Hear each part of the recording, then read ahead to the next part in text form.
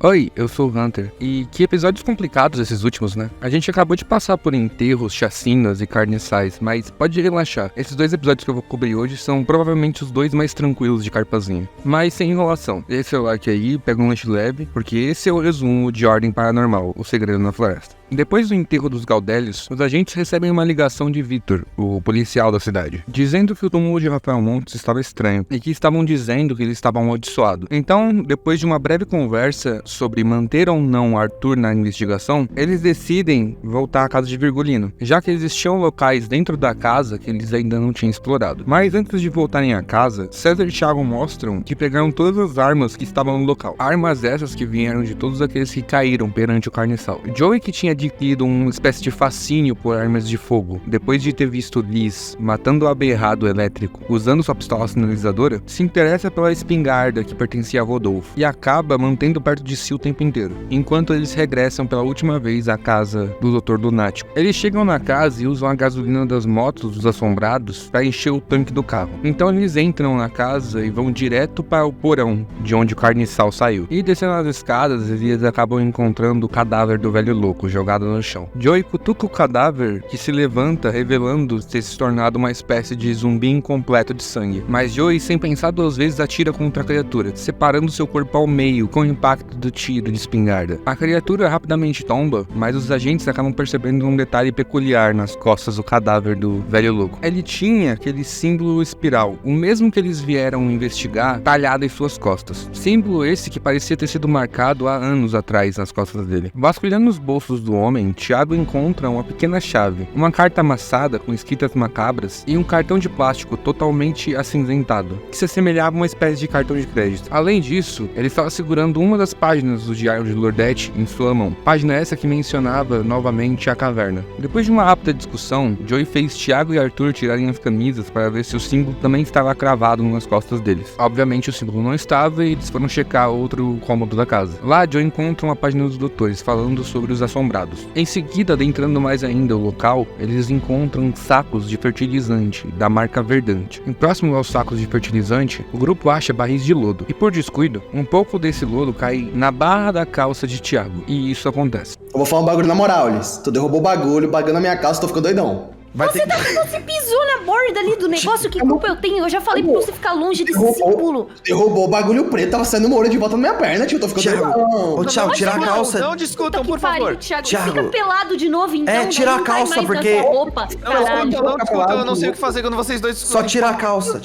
que você vai ficar doido. Você não vai ficar doido. Para de falar pra tirar a calça! Eu não aguento mais ficar pelado na frente de todo mundo. Mas você tá todo cheio de gosminha.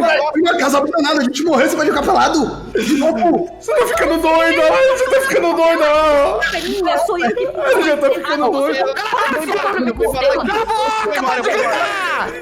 de gritar! Vou ver a outra sala. Chega! Eu tô ficando maluco.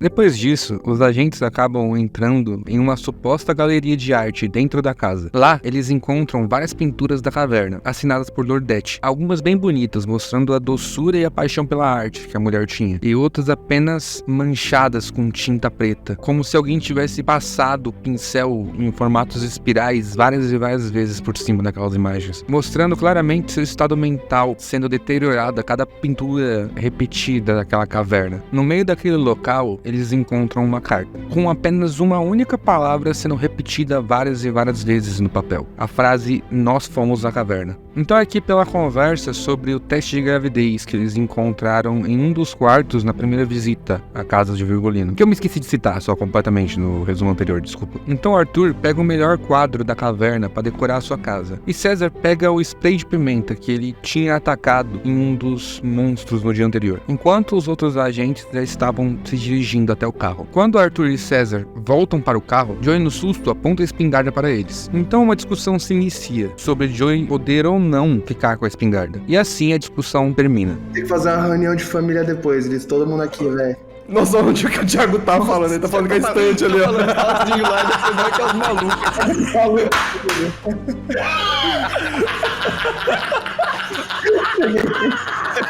Ele falando que a estante, a gente tem que fazer uma reunião depois.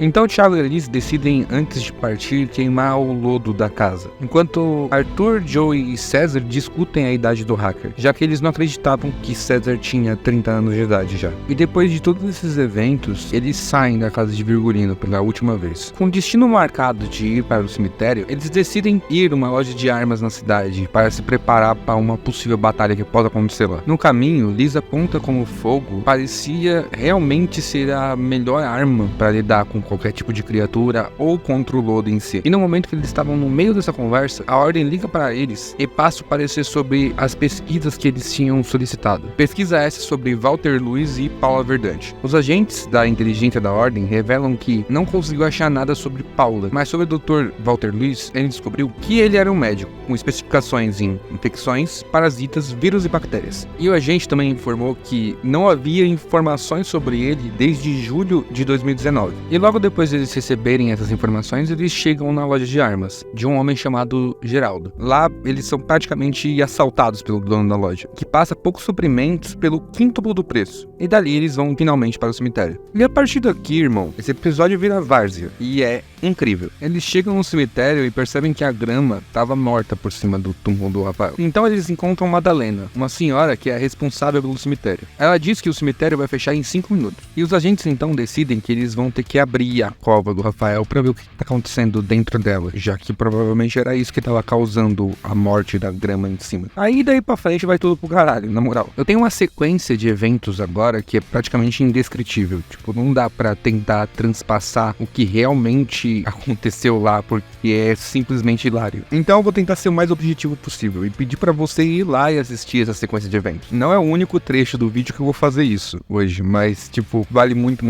a pena. O que realmente é importante pra história é que quando o Thiago e o César abrem o caixão, eles encontram o corpo do Rafael praticamente sendo transformado em um carniçal também. Só que tipo em um estágio muito mais fraco. Mas ele era tipo muito fraco, mal se mexia e eles mataram muito rápido. Tudo além disso, nessa parte do episódio, é várzea. É tipo os players tomando as piores decisões possíveis e isso ficando cada vez mais engraçado. A gente começa com o Joey pegando a tal da Madalena no colo e depois ele, por algum motivo, acha que a melhor opção é dar um mata-leão na velha e ela desmaia, fazendo tanto ele quanto a Liz acreditar que o Joey tinha matado a senhorinha. Ao mesmo tempo que o Arthur entrou dentro da casa pra evitar que o marido dessa senhorinha ligasse pra polícia, alguma coisa do tipo, e ele começou a ser atacado pelo cachorro dos idosos. Enquanto isso acontece, a Liz começa a tentar fingir que tá exorcizando o Joey, porque a senhorinha deu um sinal de vida ali. Ao mesmo tempo, o Thiago, esquecendo que o lodo pega fogo sozinho e mandando o César encher a boca de gasolina na moto do Arthur e vir correndo pra cuspir gasolina dentro do cadáver lá, da cova do cadáver. Então, tipo assim, é várzea mesmo, tá ligado? Não é brincadeira. E eu acho que esse é o principal ponto negativo de não só consumir, mas também produzir um resumo do Ordem em geral, porque eu não consigo transpassar de verdade quanto isso é divertido, tá ligado? Quanto a situação toda foi foda, tá ligado? Então, tipo, o máximo que eu posso fazer é botar umas cenas e contextualizar, porque em quesito de história, isso teoricamente não é tão importante, só que é importante pra você se apegar aos personagens, porque situações que nem essa fazem que o RPG seja divertido, não seja só pesado como foi os outros episódios. Então, reforçando mais uma vez, vai lá e assiste. Pega esse finalzinho de episódio e assiste separado. Você não vai se arrepender, de verdade. Mas, voltando pro cerne da história, eles resolvem essa situação do cemitério relativamente rápido e fácil, mas eles são obrigados a meio que fugir pro sovaco seco, porque provavelmente eles seriam caçados agora que eles atacaram uma idosa. Então eles decidem meio que dormir por ali mesmo, e esse episódio acaba por aqui, mas não o resumo. Após chegarem no sovaco seco, os agentes pesquisam um pouco mais sobre Paula Verdante. Paula era ex-gerente regional da empresa Produtos Verdante. Filha de Olavo Verdante, o dono da empresa Verdante, ela era doutora em zoologia e engenharia agrônoma. Seu último registro trabalhando na empresa datava de outubro de 2019, mesmo mês que ela registrou um grande carregamento de produtos agropecuários que estava sem registro de entrega. Enquanto César pesquisava tudo isso, Arthur estava do lado de fora, fumando um cigarro, próximo ao túmulo dos Gaudélios. Quando Arthur regressa, Liz explica toda a investigação e o motivo deles realmente estarem ali em Carpazinha. Então, depois de tudo isso, os agentes decidem parar as investigações e irem descansar. Mas Liz percebe que Joey estava um pouco acuado e o chama e lhe dá um abraço. O jovem ginasta estava devastado por ter agredido uma idosa, e a equipe inteira, percebendo isso, vem o consolar, afirmando a gentileza e a doçura de Joey, e deixando o jovem ginasta um pouco mais feliz. Para registrar aquele momento, César decidiu tirar uma selfie. E agora, num momento um pouco mais descontraído entre todos, os agentes se juntam e, aproveitando a bebida do bar, eles decidem brincar de eu nunca. E tá outro momento que eu não tenho como descrever, eu tenho que mostrar. Então eu vou botar algumas das melhores partes do episódio aqui. Caso você queira pular, eu vou ver se eu consigo colocar o negócio dos cards, mas eu não sei se eu consigo não, tá? É sua tu. vez. Sou eu? Tá bom. É. Eu nunca me machuquei com uma porta. Não tem graça, cara. Eu fico puto e eu olho pra Não tem ele. graça. Não tem graça, mano. Por que você Mas não tá tá aqui- bebendo, César? A gente tá aqui Arthur. entre amigos. Arthur, eu não precisava ter me lembrado desse que isso aconteceu. César, a gente vai lembrar disso, relaxa. Vai ter volta, Não, César. Ah, mano. demorou, Arthur, não, demorou. Eu tô fora de mim, gente. É o Joey tá bem bêbado. Eu nunca conversei com uma estante. Eu começo a rir, eu dou uma risada. Eu paro de comer amendoim que eu tava comendo e bebo. Quietinho. Onde ele tirou amendoim, velho? Eu peguei junto com o saque. Ele pegou tipo uma madeira assim, começou a comer, achando que é amendoim. Ele tá comendo nada, tá ligado? Ok, essa aqui é pra calibrar a galera. Eu nunca vi uma criatura paranormal. Ótimo. Mas isso vale? Eu fiquei o Mas- tempo todo de olho Claro. fechado. Mas Liz, a que ponto a criatura vira paranormal se já é normal? Então a gente nunca vai paranormal Zumbi porque de pra gente é sangue, normal. É paranormal. Não, pode beber. eu vejo toda hora, então pra mim é Ah, normal. Não, é Thiagão. Mas a paranormal. primeira vez que você viu era paranormal. Não, porque ela deixa de ser paranormal ao ponto que ela vira normal e não é mais paranormal, ela vira normal. Mas Você vai ela beber é duas por paranormal causa a primeira disso. vez. Você vai beber duas. Enquanto isso, Pra mudar de opinião eu deles quero não abrir tem meu como. notebook. Enquanto tá todo mundo brincando, eu quero abrir meu notebook e tentar hackear o Instagram do Arthur. Não usa Do computadores aí, seu tem que lado, tirar- eu vou te Você tem que tirar um bom, você tem que tirar um bom. Nossa, Vocês veem Arthur o não César sabe nem puxando o esconder. notebook do bom, nada. eu tirei bom. Vocês veem o César 29. puxando um notebook Porra! assim, com um sorrisinho meio de lado do rosto assim, e dando umas tecladas. Eu vejo, né, mestre? Eu tô do lado dele. Você vê a sua cara aparecendo por tipo 2 segundos assim, você olha de novo, não tá mais ali, tem um monte de coisa passando, ele tá escrevendo um monte de coisa assim. Mano, você tava vendo meu perfil? Curte minha última foto? Eu tava seguindo Por favor. você. Tá bom? Eu tava. Vou te Aí eu seguir de volta. Aí eu pego assim o celular. Vai lembrar da porta mesmo, demorou, lembra da porta. Eu vou seguir ele de volta. Mas eu não Você consigo consegue conectar hackear ela. o Arthur, você consegue hackear, você tá na conta dele. Eu vou tirar uma foto minha assim, ó.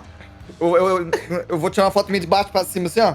Tá, eu tô tentando vou entrar no postar. meu Instagram. Qual que é a legenda da Paranormal foto, deve. César? A legenda vai ser Hacked by Angel of the Night. Só que tipo, H maiúsculo, A minúsculo, C maiúsculo, K minúsculo.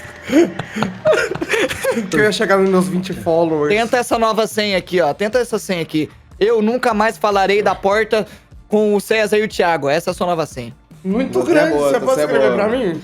Ela é boa. Ah, não, agora você se vira pra escrever. Essa é Arthur. muito boa, essa é muito Sou eu? É você, É Arthur. você, Arthur. Vai, Arthur.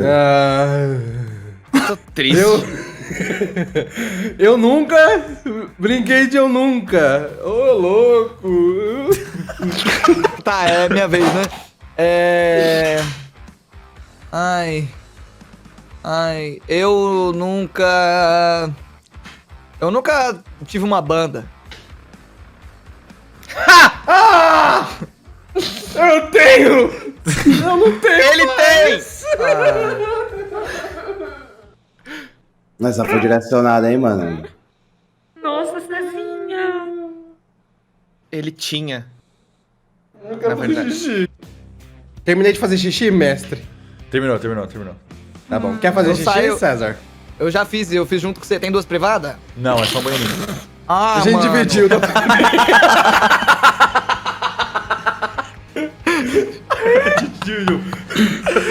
Aí, O boa. Cezinha tá metido, hein, rapaziada? Minha vez? Sua vez, sua vez. Eu nunca me chamei César. Isso vale? Não sei. Cadê o Não, livro de ainda Não, referência? eu vou beber, tudo bem, vamos lá. Você quer jogar assim? Demorou. Tô bêbado, Zé! Eu também! Aí eu faço assim pra ele bater na minha mão.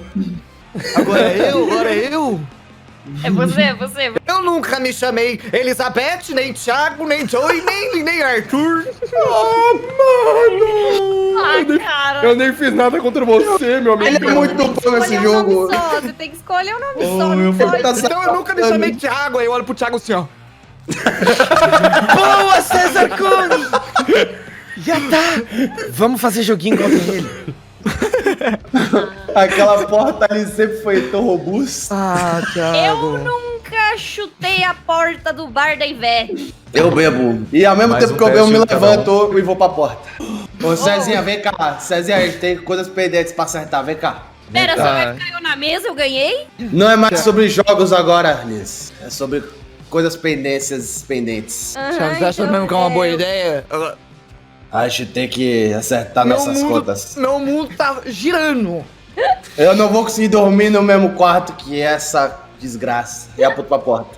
Você não vai mais machucar o pé de ninguém. Porra. Ah, não, Tiagão. Nunca mais. Eu jogo a garrafa na porta. Eu cuspo na Cezinha, porta. a gente tem que se unir pra matar esse oponente formidável. Eu tô com você, Thiagão, eu tô com você. No 3 a gente corre e dá uma bicuda na porta com tudo. Ô, tira a cabeça aí, Arthur. 1.5. 1.5. Eu tô com medo, Cezinha. Eu também tô. Foi muito complicado aquele dia. Eu tô com medo. Tá 2. 2. Eu começo a correr. Vai, Vou eu vou junto, com então. tudo, dá uma bicuda na porta. Eu também dou uma bicuda na porta. Vocês gritam alguma coisa quando vocês batem? Porta! Eu grito Hadouken. Hadouken. Os dois dão... O que vocês fazem contra a porta? Eu quero que vocês dois deem um teste de força com desvantagem cada um. Opa, passei em um. Nossa, tirei 11 em um e Passei 98 nos em dois, outro. passei nos dois. Ó. Vocês dois vão correndo e, Thiago, você tem sorte que o César foi mais rápido que você. Ele chuta com tudo e ele foi espertinho e deixou a maçaneta meio entreaberta, então nem tava segurando muito. Ele só pá, abriu com tudo assim. E você chega na voadora e não chuta nada, você chuta o ar e cai no chão assim. E a porta abre. E cai no vômito, tá ligado? Nós ganhamos, Cezinha. Yes, eu começo a correr em círculos assim. Vamos, caralho. Eu tô abraçando o Thiago.